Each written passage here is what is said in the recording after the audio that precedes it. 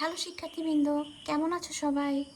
আজকে আমি তোমাদের সাথে আলোচনা করব সেট এবং ফাংশনের অনুশীলনী 2.1-এর 7 নম্বরে যে অঙ্কগুলি দেওয়া আছে সেগুলো নিয়ে। 7 নম্বরে 3টা অঙ্ক দেওয়া আছে। ধাপে ধাপে আমরা সবগুলো অঙ্কই আজকে সমাধান করব। প্রথমেই 7-এর ক নাম্বারে যেটা দেওয়া আছে সেটা দেখি। একটা প্রশ্ন দেওয়া আছে যেটা হচ্ছে ক্রোমোজোরের টাইপের x-1, y+2 ইকুয়াল দিয়ে y-2, 2x + 1 হলে x এবং y এর মান নির্ণয় করো।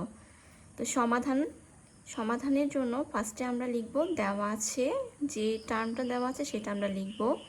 এবার ক্রোমোজোরের নিয়ম অনুসারে আমরা পাই, এটা কিন্তু ক্রোমোজোরের অঙ্ক, আর ক্রোমোজোরের নিয়ম অনুসারে আমরা জানি যে এই পাশে প্রথম উপাদান এবং ওই পাশে প্রথম উপাদানকে সমান দিয়ে লিখতে পারবো।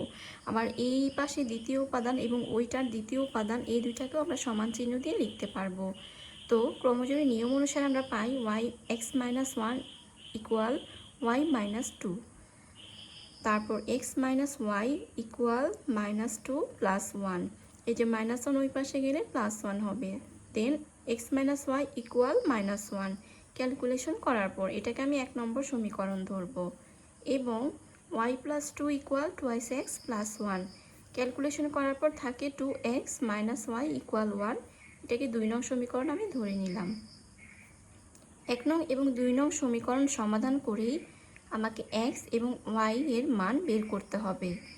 তো 1 নং থেকে 2 নং বিয়োগ করে পাই, এই হচ্ছে 1 নং সমীকরণ। 1 নংয়ে থেকে 2 নং যদি আমি বিয়োগ করি, x - y মাইনাস দিয়ে হবে 2x - y ইকুয়াল -1 আর হচ্ছে -1, অর্থাৎ এটা মাইনাস এই অংশটা, আবার -1 -1।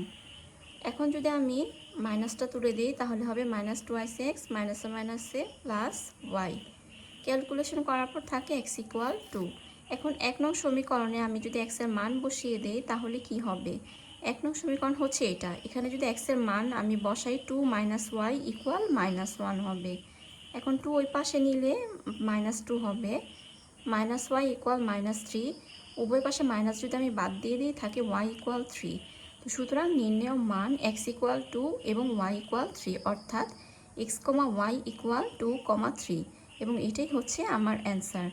এবার আমরা খ নাম্বারটা দেখব। খ নাম্বারে যে প্রশ্নটা সেটা হচ্ছে ax - cy, a² - c² equal 0, ay - cx হলে x, y নির্ণয় করো। সমাধান দেওয়া আছে দিয়ে আমি যে টার্মটা দেওয়া আছে সেটা লিখব। এবার ক্রোমোজোরের নিয়ম অনুসারে আমরা পাই ax - cy ইকুয়াল 0 এবং a² - c² equal ay - cx, এই যে লিখেছি।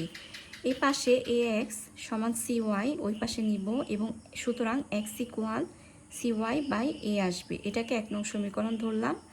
আর ওই পাশে ay - cx এই পাশে রেখে a² - c² ওই পাশে লিখেছি, এটিকে ধরলাম 2 নং সমীকরণ। এখন এই 2 নং সমীকরণে আমি x এর যে অংশটা পেয়েছি cy/a, সেটা যদি আমরা বসিয়ে দিই তাহলে কি হবে? ay - c × cy/a equal a² - c²।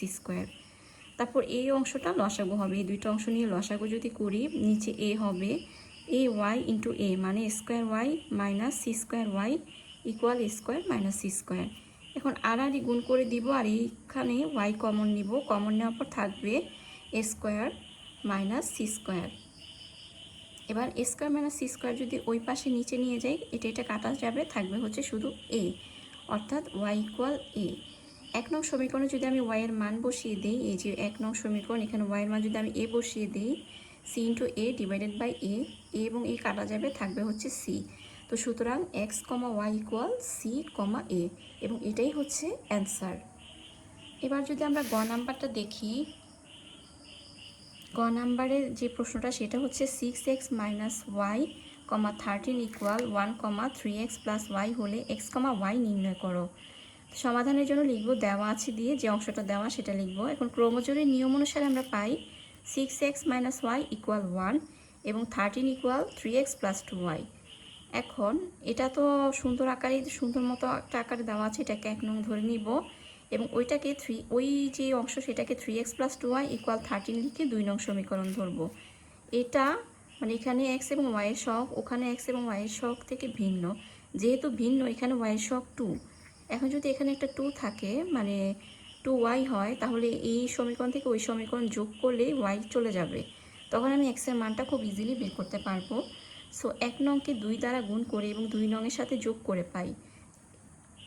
2 দ্বারা গুণ করলে হবে 6x × 2x মানে 12x minus 2y plus 3x plus 2y equal 2 একে 2 প্লাস 13। আচ্ছা, এখন ক্যালকুলেশন করার পর আসবে x ইকুয়াল 1। এখন x এর মান যদি আমি 1 নং সমীকরণে বসিয়ে দিই, তাহলে y এর ভ্যালু চলে আসবে, যেটা হচ্ছে 5। সুতরাং নির্ণয় মান x, y ইকুয়াল 1, 5, এবং এইটাই হচ্ছে আমার অ্যান্সার। আজকে এ পর্যন্তই। ভালো থাকো সবাই। আল্লাহ হাফিজ।